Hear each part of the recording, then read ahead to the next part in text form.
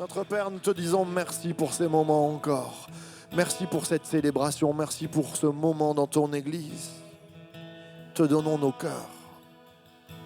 Nous prenons ce temps. Merci pour ces chants bénis qui ont été écrits, qui élèvent nos âmes vers toi. Merci pour ton Saint-Esprit. Merci pour l'équipe de louanges. Merci pour cette Église. Merci pour les personnes qui la constituent. Merci pour toutes les années où les gens se sont battus pour que cette Église soit ouverte. Nous bénissons ton nom et te disons un grand merci. Amen, amen et amen. À lui soit la gloire.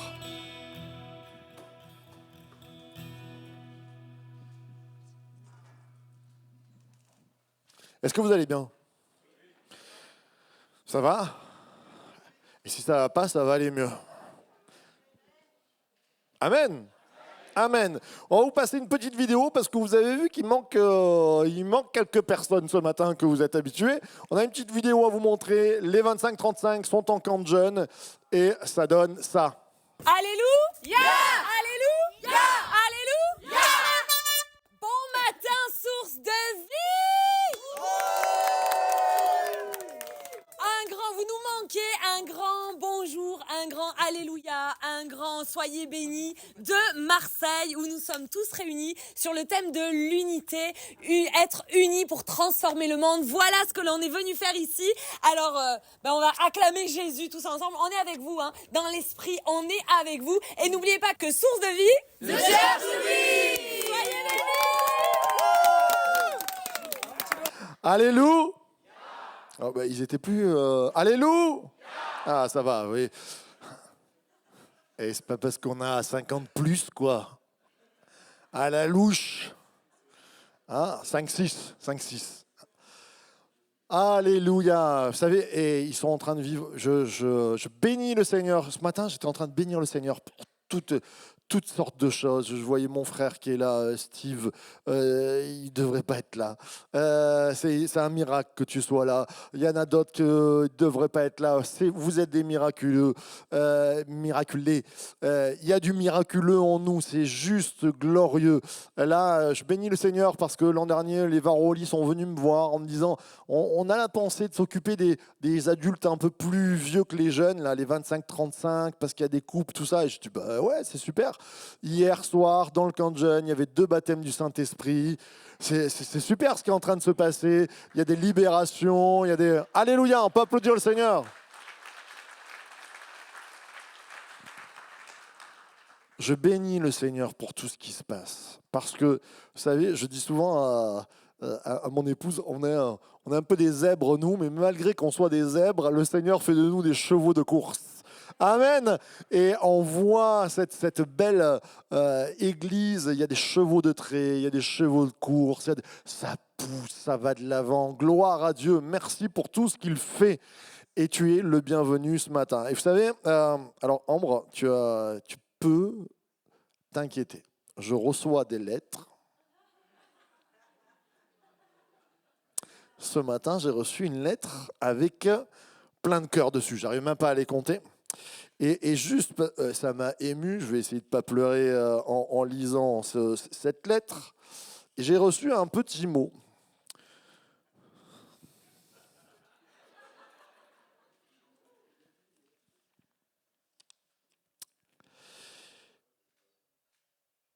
Je veux bien faire l'accueil de matin. C'est une personne, je dis bien une personne, à qui j'ai dit, t'aimerais servir et tu vas grandir. Vous allez comprendre que oui, elle est un peu petite. Elle a, quel âge? 8 ans.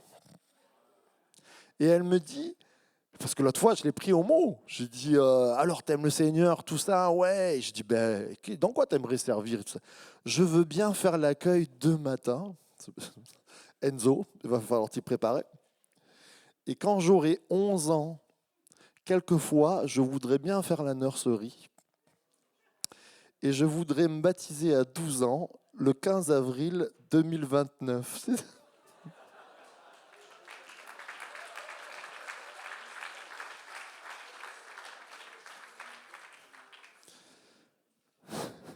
Ouais, elle est ordonnée, hein, déjà. Waouh! Mais ça m'émeut. Je me dis, Seigneur, si tu ne reviens pas avant, garde-nous en vie pour voir ça. Ça va être super. C'est juste super beau ce qui est en train de se passer. Le Seigneur plante des graines dès l'enfance, dès les nourrissons. J'ai sorti des louanges à la mamelle. Alléluia, le Seigneur est en train de faire des choses pour les anciens comme pour les enfants. Et les enfants sont des personnes, on doit en prendre soin. Amen. Et on doit prendre soin les uns des autres. Alors, je suis béni. Je suis sur un petit nuage avec des petits mots comme ça. Je suis béni parce que le Seigneur fait des belles choses. On est attaqué de toutes parts. Oui, il y a des problématiques. Oui, il y a des combats. Mais ce matin, on est là pour avoir la victoire. Amen. Il y a des personnes qui sont venues en attente d'une réponse. Tu vas avoir ta réponse. Le Seigneur va te parler ce matin. Tu es en attente de recevoir une bénédiction. On va prier pour toi. À la fin, prépare-toi. Là. Prépare ton cœur. Ce matin, les anciens sont là. On va prier pour toi afin que tu ressortes le cœur reconstruit, afin que tu ressortes guéri, afin que tu... Il n'y a pas d'amen à chaque fois. Afin que tu ressortes le cœur reconstruit, afin que tu ressortes guéri, afin que tu ressortes dans ta mission à fond pour le Seigneur. Ah, ben voilà, tu l'as dit de ta bouche et ça va se passer. On est dans la thématique héritage. On va lancer les diapos. Merci Pascal aussi. J'aime cette église et c'est fort. Je vais faire une introduction qui va durer 2 heures, c'est pas grave. Mais je suis ému ce matin parce que je me suis dit, il y a un petit paquet, il y a une vingtaine de jeunes qui sont partis là. Et en fait, pendant des années, c'est quand même les anciens et les plus vieux qui ont fait tourner l'église et c'est très bien. Moi, je viens d'une église où à Antibes, à l'époque, dans mon temps, quand j'avais des cheveux encore, les jeunes étaient un peu partout et on faisait tourner aussi pas mal l'église. Et ici, c'était pas si simple. Et là, quand ils sont partis, je me dis, l'église, elle tourne, mais il manque nos petits loulous. Et ça fait du bien de se dire, eh ben, ils sont un peu partout à servir. Et il y a jeunes et vieux qui se réjouissent, qui travaillent ensemble. Et ça, c'est fort. Mais merci Pascal, parce que tu es là ce matin. Amen.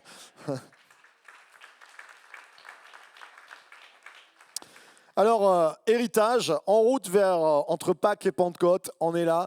On va avoir toute une série sur 3 mois et sur l'héritage spirituel, l'héritage à reprendre, l'héritage à ne pas perdre, l'héritage pour nos vies, l'héritage pour l'Église, pour notre génération. On prépare aussi les temps de Pentecôte. On parlait du baptême du Saint-Esprit. Je crois que nous sommes des pentecôtistes.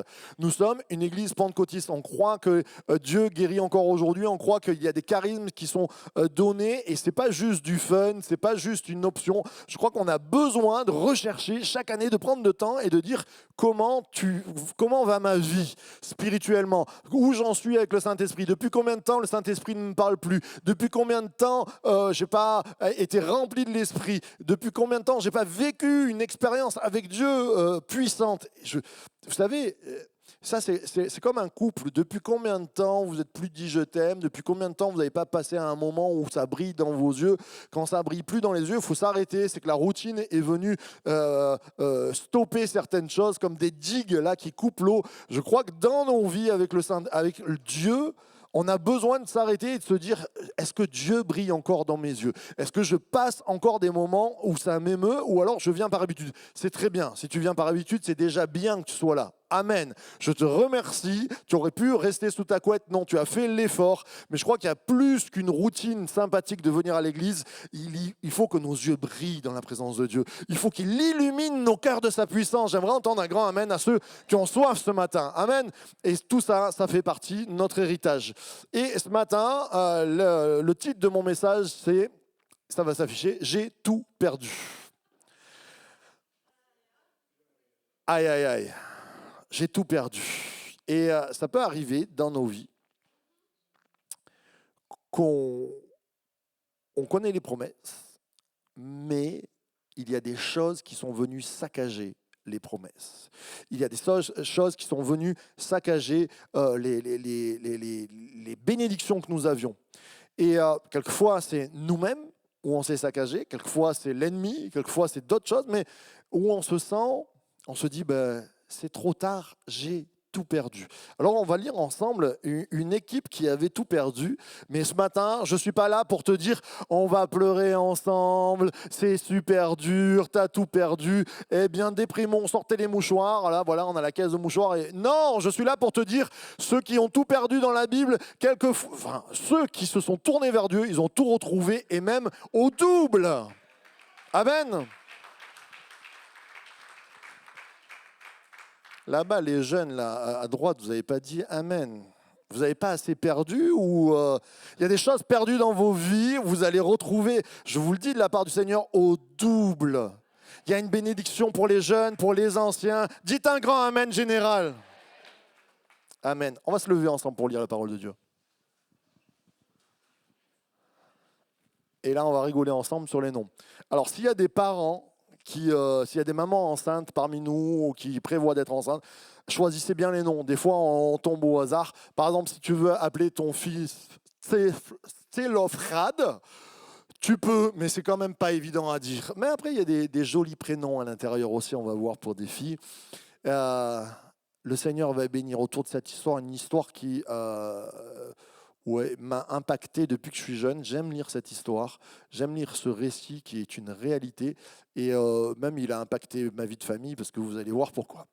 Les filles de Tselofrad, des clans de Manassé, fils de Joseph, s'appelaient Mahla, Noah, Hulga, Milka et Trista. Elles s'approchèrent et se présentèrent devant Moïse et devant le prêtre Éléazar, ainsi que devant les princes de toute l'assemblée à l'entrée de la tente de la rencontre, en disant : « Notre père est mort dans le désert. Il ne faisait pas partie de l'assemblée de ceux qui se sont révoltés contre l'Éternel, de la bande des partisans de Corée. Mais il est mort pour son propre péché et il n'avait pas de fils. Pourquoi le nom de notre père disparaîtrait-il de son clan du simple fait qu'il n'a pas de fils ? Donne-nous une possession parmi les frères de notre père. » Moïse porta leur cause devant l'Éternel. Et l'Éternel dit à Moïse : « Les filles de Tselofrad ont raison. Tu leur donneras en héritage une possession parmi les frères de leur père. C'est à elles que tu feras passer l'héritage de leur père. Tu transmettras ces instructions aux Israélites. Lorsqu'un homme mourra sans laisser de fils, vous ferez passer son héritage à sa fille. S'il n'a pas de fille, vous donnerez son héritage à ses frères. Amen, amen et amen. » Vous pouvez prendre place.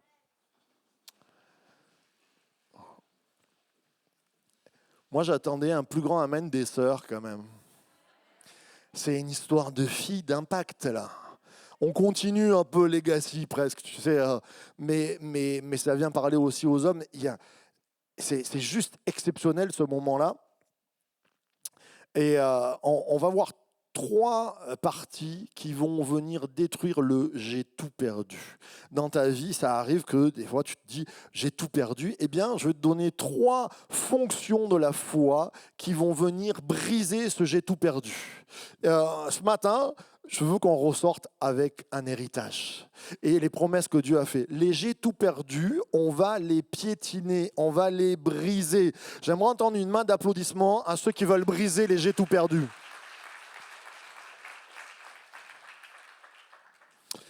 Alors premièrement, ça va être la foi qui bouge les choses. La foi qui bouge les choses, comme un déménagement. Qui c'est qui a déjà fait des déménagemons ici ?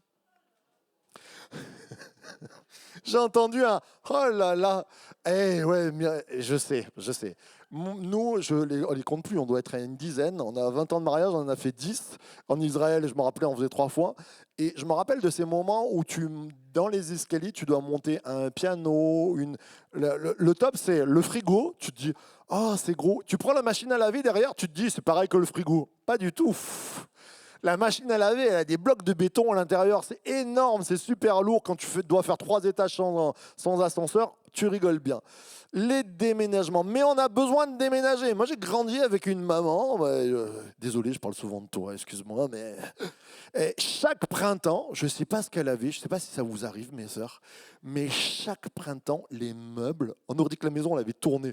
Waouh, elle bougeait les meubles, tout ça. Et elle venait me voir, elle me disait « Marc, il faut bouger l'armoire Louis XV provençal ». Le truc, mais il fait 1 tonne, quoi. Alors on se mettait là avec mon frère, mon père, et on poussait. Et elle voulait déménager. excusez-moi, j'ai une petite bronchite. Mais parce que même dans nos maisons, on a besoin que ça bouge. Pourquoi ? Parce que des fois, il y a de la poussière, il y a de l'humidité qui se met derrière les meubles. Et puis, on a besoin visuellement de changer de saison. Et maman, à chaque saison, il fallait que ça bouge dans la maison. J'ai envie de te dire, dans ta maison, dans la maison de ton cœur, le Saint-Esprit veut faire pareil. Il ne veut pas qu'il y ait des meubles de 1 tonne qui ne bougent plus, qui soient là comme une tradition et où tu t'encroutes dedans. Il te dit, à chaque saison, on va bouger les meubles ensemble. Ça, c'est l'opération du Saint-Esprit. Le Saint-Esprit, il aime faire bouger les choses.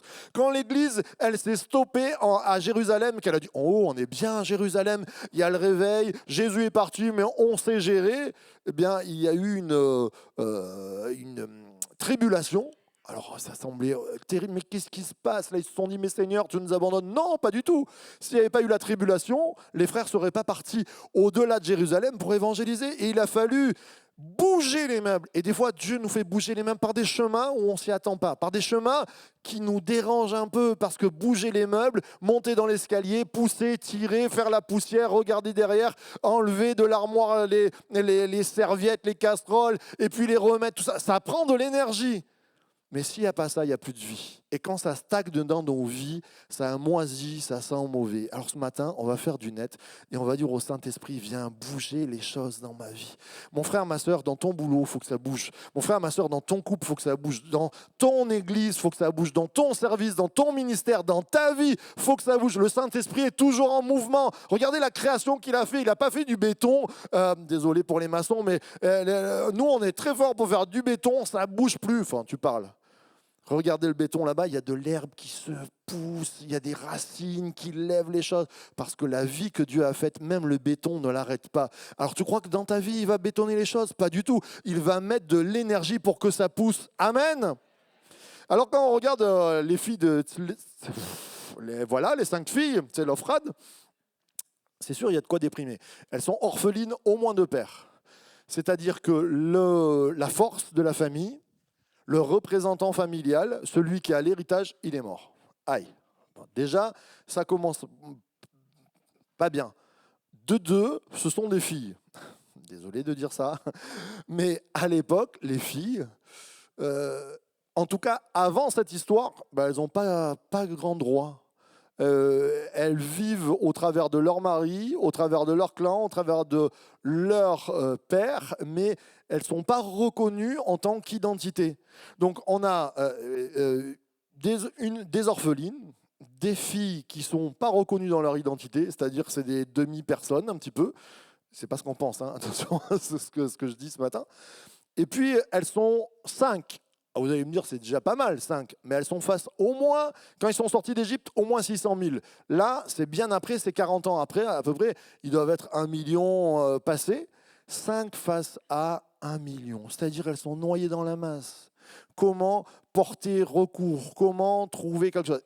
Et ça nous arrive dans nos vies, d'être la personne où on se sent la plus destituée.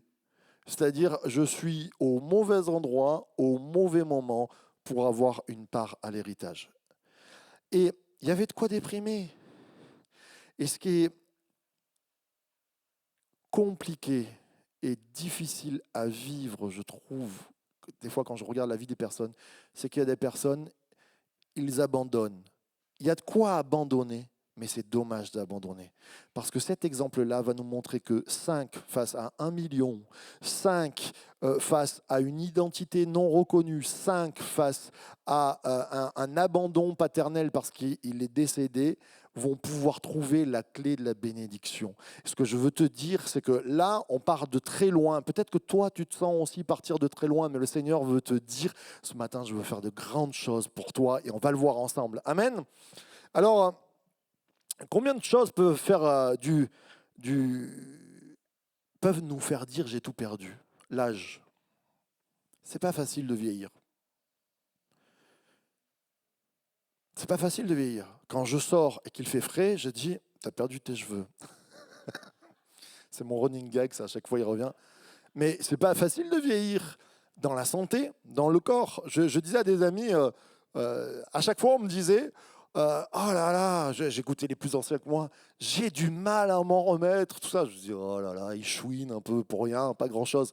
J'ai passé la barre des 45 ans, et maintenant, quand je fais des choses qui me semblaient normales, c'est-à-dire un peu travailler un peu plus que d'habitude, me coucher un peu plus tard, me lever un peu plus tôt, oh, mon Dieu que je le paye. Et, et là, je dis, ah ouais, t'as vieilli quand même. Et dans les missions, on dirait que l'énergie est en train d'être déshéritée. Il y a plein de choses en vieillissant qui commencent à nous faire peur. La santé, l'énergie, la volonté. Et c'est dur l'âge. Ça peut être un déshériteur qui s'approche de nos vies. Il y a des erreurs aussi. Quelquefois, on a fait des erreurs qui viennent marquer nos vies, qui viennent marquer notre conscience. Et plus on vieillit, plus on accumule quelquefois les erreurs. Les erreurs. Alors il y a des erreurs minimes, mais il y a des erreurs qui viennent marquer nos vies. Des erreurs qui viennent impacter peut-être des paroles, des conflits qu'on a fait, des actes qu'on a fait, et qui viennent comme on les a mis au fond d'une armoire. Mais cette armoire, on sait très bien qu'elle porte des gros problèmes. Et le Seigneur veut te dire, on va bouger les armoires. On va faire le ménage ce matin. Que ce soit ton âge, que ce soit ton erreur, peut-être les violences, peut-être le temps qui nous ronge aussi. On discutait, je vous conseille de venir tous les matins sur la chapelle Facebook. Ça s'appelle Ma Chapelle. Et vous allez sur Facebook et on prie tous les matins à partir de 5h30. On est ensemble. Qui c'est qui nous suit là sur Ma Chapelle? Ouais, voilà. Et on est bénis. Hein. Et la dernière fois, Franck nous parlait de Saül et j'aime trop ce personnage, Saül. Et Saül, souvent quand tu lis les chapitres de la Bible, on dirait qu'il est jeune, il devient roi, il devient méchant. Allô, oui, bonjour.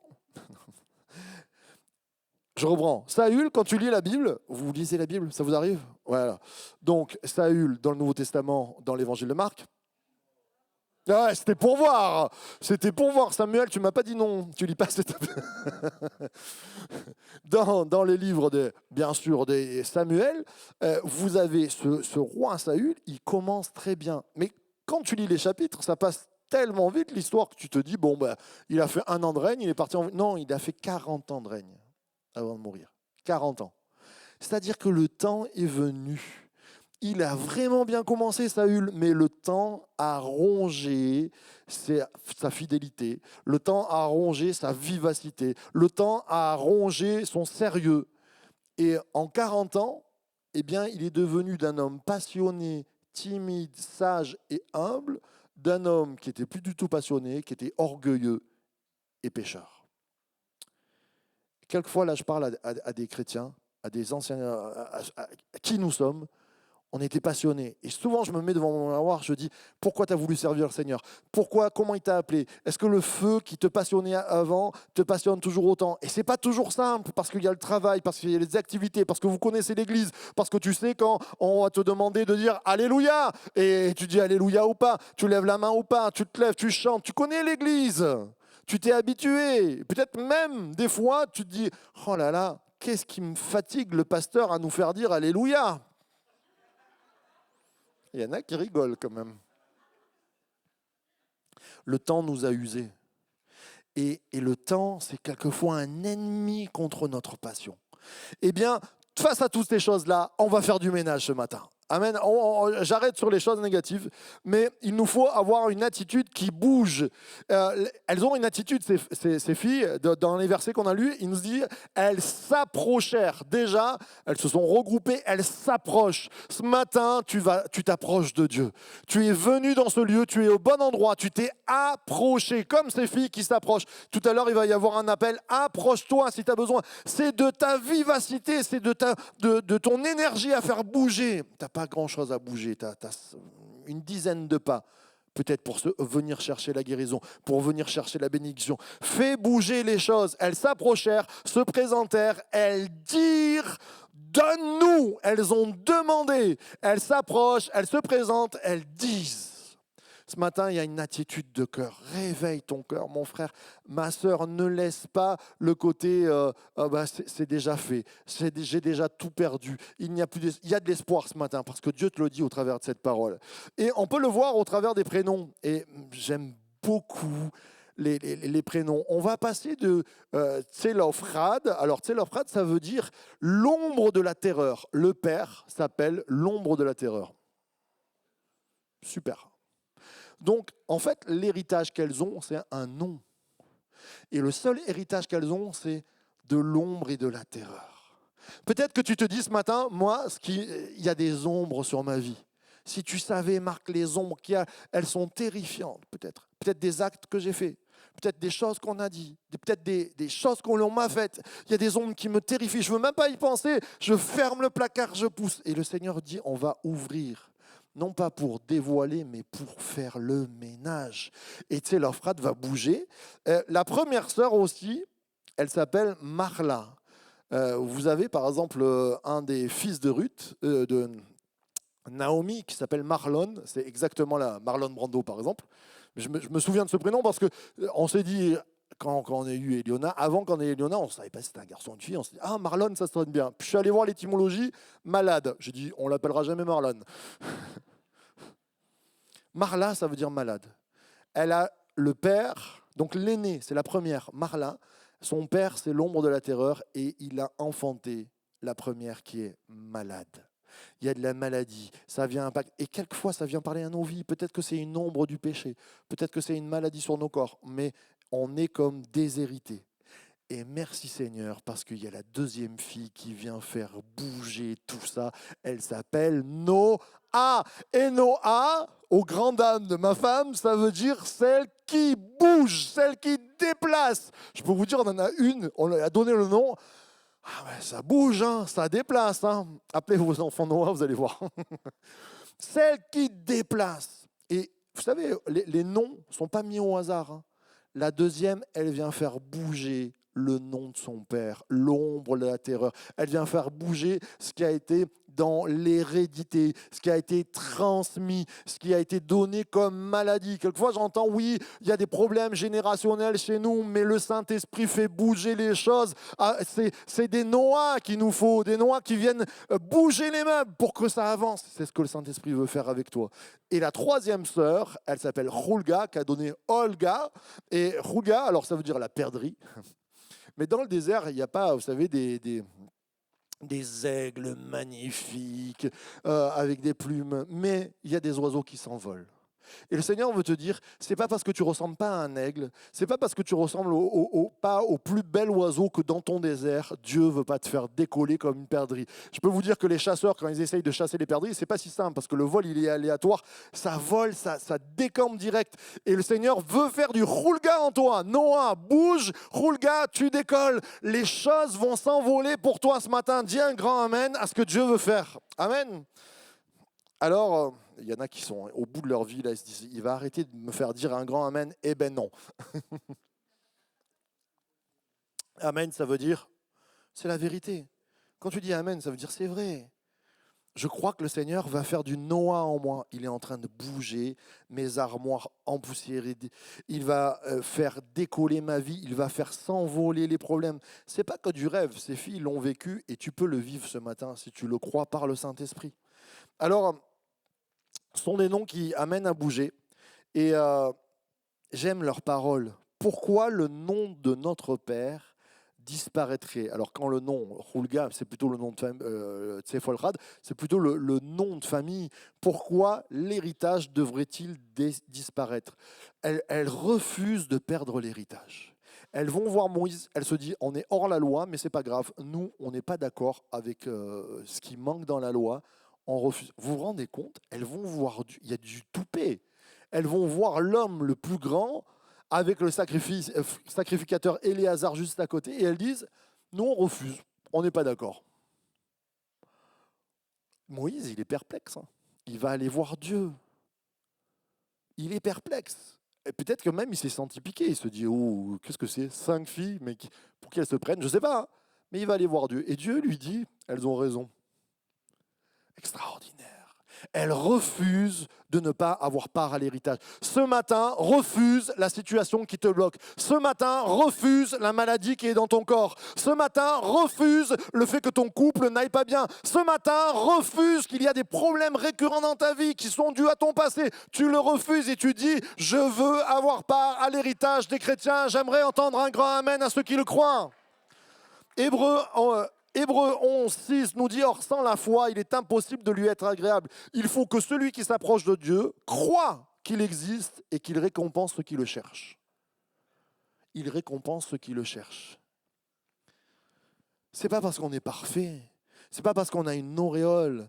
Des fois, même les églises ont voulu faire croire que c'est parce que tu atteins la perfection, que tu fais pas ci, que tu fais ça, que tu vas recevoir. Pas du tout, c'est par la foi que ton salaire est là. Ce matin, Dieu ne va pas regarder à ta vie, il te dit bien sûr repens-toi, mais il te dit maintenant, c'est par la foi que tu vas obtenir. Est-ce que ce matin, la foi est en train de naître dans ton cœur? Crois pour ta vie. Crois contre ton passé, crois contre tout ce qui te fait dire j'ai tout perdu. Crois, j'aime la parole de Dieu, elle dit ils ont cru contre toute espérance. C'est-à-dire au-delà de tout ce qu'on peut désespérer, il y a une espérance plus grande. Amen. Alors on va de l'avant, la foi qui bouge les choses, la foi qui transforme. On a vu Noah, on a vu Hulga, et là maintenant je vais vous dire de Tselophrad à Mahla. Milka et Trista. Milka et Trista, ce sont deux prénoms. Milka, ça veut dire la reine, et Trista, ça veut dire la grâce. Ça grandit. On a la malade au début, et puis après on a Noah qui bouge, et puis on a Hulga qui décolle, qui vole, et puis après on a Milka, pas le chocolat, mais la reine, celle qui est couronnée, et en dernier Trista. Trista, ça veut dire la grâce. Il nous a dit, Moïse porta leur cause devant l'Éternel, et l'Éternel dit à Moïse, les filles de Tselophrad ont raison. Tu feras passer à elles l'héritage. Il y a une foi qui transforme ton identité. Ton identité n'est pas malade. Ton identité n'est pas de rester dans l'ombre du Père, l'ombre du passé, l'ombre de ce que tu as raté. Ton identité, elle est au-delà de Noah et de Hulga, c'est-à-dire celle qui bouge et celle qui décolle, mais elle t'amène à une identité de reine Milka. Milka, Meler, le roi Milka, ou Milcha, la reine, celle qui est couronnée. Et voici... Jésus, qui est appelé le roi des rois, a fait de nous des petits Christ, c'est-à-dire des petits couronnés, des enfants de rois. C'est l'identité que Dieu veut te donner. Tu n'es pas n'importe qui. Mon frère, ma soeur, Jésus est mort à la croix. Jésus est mort à la croix, mais ce n'était pas juste pour comme ça, pour dire « Oh, c'est triste, il y a de l'émotion ». Jésus est mort à la croix et est ressuscité pour que toi, tu puisses mourir à ton passé de déshérité, je dirais de pauvre spirituellement, de sans bénédiction, pour que tu meures à cela et que tu ressuscites en prince et en princesse, en reine comme Milka, que ton identité change. Ça vient changer profond. C'est pas juste bouger, c'est pas juste ce matin, oh ça m'a fait du bien, je suis allé à l'église, c'était bien, hein, le pasteur il était énergique, les chants, ça m'a béni, et puis je sors, hop là, oh non, je suis triste, je suis déshérité, j'ai tout perdu. Non, quand tu sors de ce lieu, tu gardes l'identité que tu es en train de prendre là.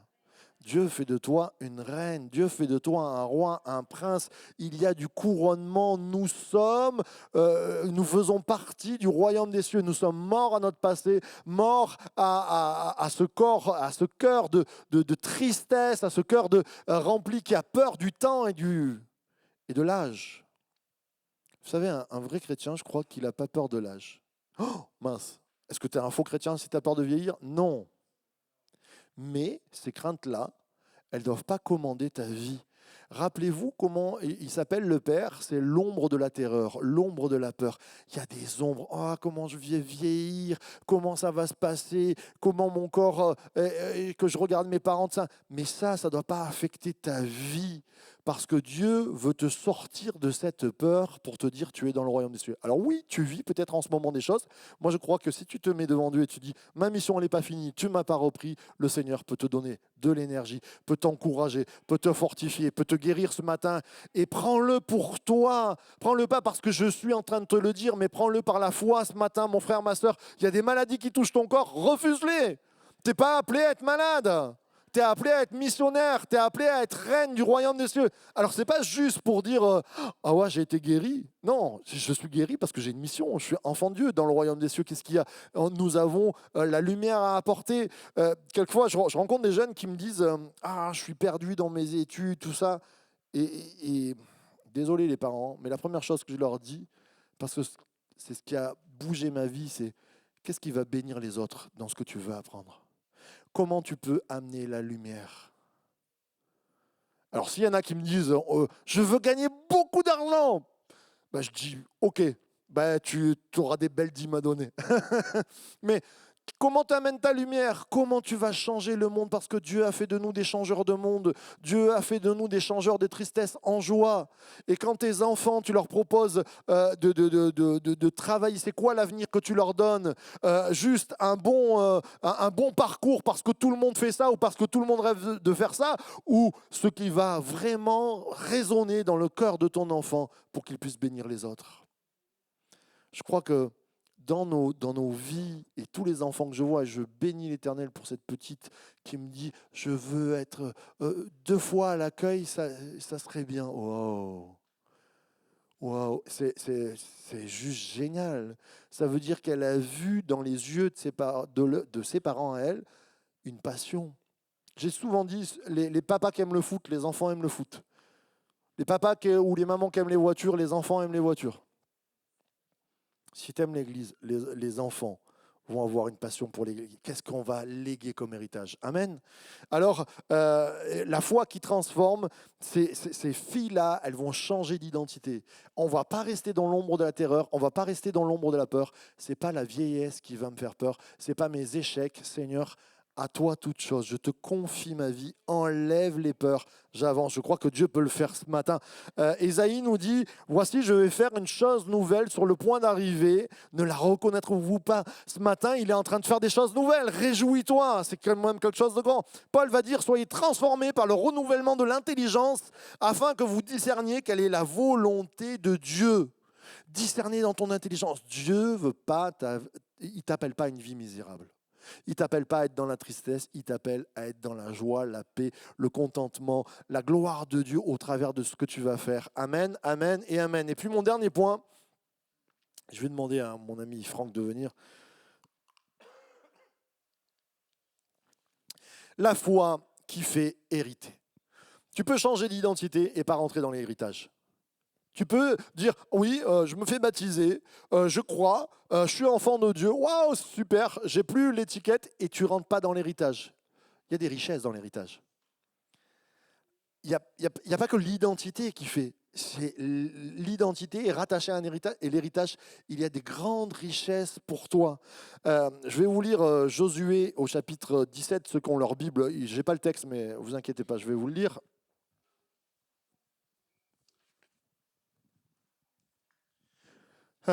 Après le texte que nous avons lu, il y a une réalité, c'est que Moïse leur dit « Ok, on va s'arranger, l'Éternel a parlé, mais est-ce qu'elles sont vraiment rentrées ?» Moi, ce que j'aime de la parole de Dieu, c'est qu'il nous donne toujours ce qui arrive. Et quelques chapitres après, même un livre après, c'est-à-dire Josué, Moïse est mort. C'est Josué qui a pris le relais, il rentre en Canaan. Et il y a cette belle histoire au chapitre 17, des 5 filles de Tselophrad qui ont changé leur identité, qui ont changé leur nom, qui ont été transformées, qui ont fait bouger les choses. Et il nous est dit, au verset... Allez, 3,5. Voici le nom, Mahla, Noa, Hulga, Milka et Trista, verset 4. Elles se présentèrent devant le prêtre Éléazar, devant Josué, fils de Nun, et devant les princes, en disant « L'Éternel a ordonné à Moïse de nous donner un héritage parmi nos frères. » Alors on leur donna conformément à l'ordre de l'Éternel un héritage parmi les frères de leur père. On attribua 10 portions à Manassé en plus du pays de Galate. Vous entendez? On attribua 10 portions à Manassé en plus. Alors là, on peut se dire, c'est une autre histoire. Non, continuez.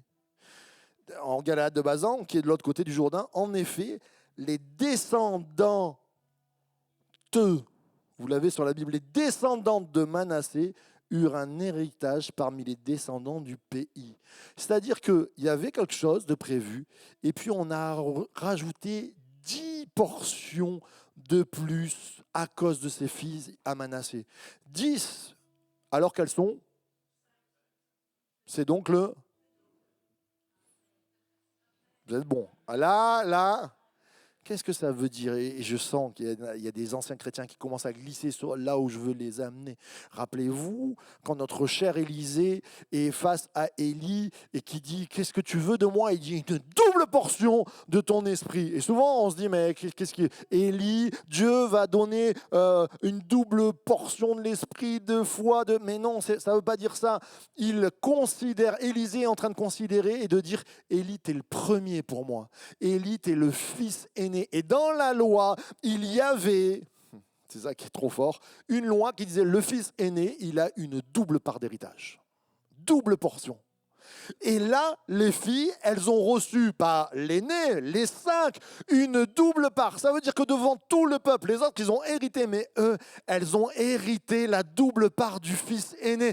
Et ça me rappelle ce que Jésus a fait. Notre fils aîné, c'est qui? Le frère aîné, c'est Jésus. Jésus qui est mort à la croix. Et lui, il a une double part. Et il nous a dit, il nous a fait co-ouvrier, co-héritier. Tu as le droit à une double part. C'est surpuissant quand même. J'aimerais entendre un grand amen à ceux qui le croient.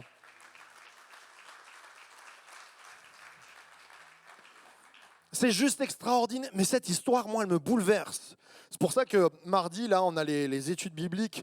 Je sais que c'est toujours un peu 1h30, 2 heures à venir travailler, mais là, on est en train de travailler les juges. On rentre de plein poumon dedans. Mais je vous en conjure, venez voir les richesses qu'il y a dans la Bible. Là, cet endroit, nous avons la loi parfaite que Dieu a donnée aux Hébreux. Vous avez la loi. C'est-à-dire Dieu dit, je donne la loi à Moïse. Moïse l'écrit. Ils écrivent une loi scellée sur les tables, scellée dans le béton, écrite. Les filles se présentent et elles disent, on n'a pas eu part à l'héritage. Dieu va dire, mais quelque chose de fou. Sa loi parfaite, il va dire, elles ont raison et tu vas rajouter à la loi. Ça veut dire que Dieu se laisse mouvoir par la foi. Ça me rappelle cette syrophénicienne qui arrive face à Jésus et qui lui dit « Moi, je veux que tu guérisses ma fille. » Et lui qui dit « Mais je suis venu pour les Juifs. » Et elle dit « Mais les enfants qui mangent laissent tomber des miettes. Moi, je suis comme un chien et je mange juste les miettes, Samira. » Et les filles, là, elles se lèvent, elles font pareil. Elles disent « On n'a pas d'héritage, mais on veut avoir une part. » Et Dieu va laisser mouvoir son bras et dire « Je vais changer ma loi parfaite pour faire rentrer dans l'héritage les personnes. » Ce matin, Dieu a fait changer la loi en laissant Jésus mourir pour toi. Parce que ce n'était pas prévu le coup, enfin dans le sens où Jésus ne devait pas mourir, c'était le parfait, c'était le pur. Pourtant, il a changé la donne pour que tu sois sauvé, pour que tu sois transformé, pour que tu sois guéri ce matin. Ce matin, on a part à la double portion. Je finirai par ce, c'est pas un verset, c'est une citation de Mark Bogner, qui était un pasteur suisse, qui est un homme et un théologien exemplaire. Il a dit « La foi, c'est croire que Dieu écrit encore quand nos pages semblent déchirées. La foi, c'est croire que Dieu écrit encore quand nos pages semblent déchirées. » Il y a une double part pour toi. On va se lever ensemble ce matin. Si Dieu a changé la loi pour 5 filles qui se sont présentées par la foi en demandant un héritage, Dieu peut changer la loi pour toi. Il l'a déjà fait même à la croix en disant « Je change la donne, je change la mort en résurrection. Je donne la vie du fils aîné pour que tu aies la double part, toi. » Ce matin, nous sommes là devant le Seigneur. Et je crois qu'il y a une véritable bénédiction pour toi. Est-ce qu'on peut fermer les yeux? Je ne te demande pas de venir par habitude ou pas, mais fais-le par la foi. Ce matin, je ne sais pas si c'est ton passé, un acte que tu as commis, ton couple qui ne va pas bien, peut-être ton travail, peut-être ton ministère où tu te sens perdu. Mais alors que les anciens se préparent à prier, je veux vraiment t'inviter à venir changer ton histoire, à venir écraser par le pas que tu fais. À chaque pas que tu vas venir pour prier, pour qu'on prie ensemble, tu écrases le « j'ai tout perdu » en « je gagne l'héritage que Dieu me donne ». C'est pour des nouveaux comme c'est pour des chrétiens d'il y a 40 ans. Peut-être que tu te sens déshérité dans tout ce que tu viens chercher la bénédiction. Il y a une double part, mais c'est à toi de bouger. C'est à toi de bouger comme Noah. Que l'esprit de Noah soit sur toi. Que l'esprit du nom de Hulga soit sur toi pour que tu t'envoles et afin que l'identité soit ton nom, reine et roi devant le Seigneur. Que la grâce soit sur ta vie. Je vais prier. Et après cette prière, approchez-vous. Viens changer ton histoire en Jésus. Notre Père, nous sommes là et c'est avec foi que nous nous approchons de toi.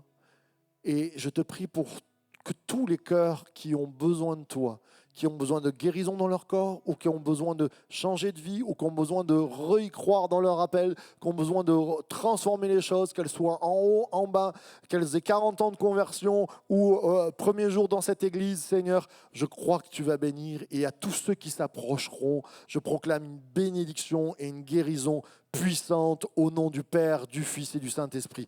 Commencez à vous approcher alors qu'on va louer le Seigneur.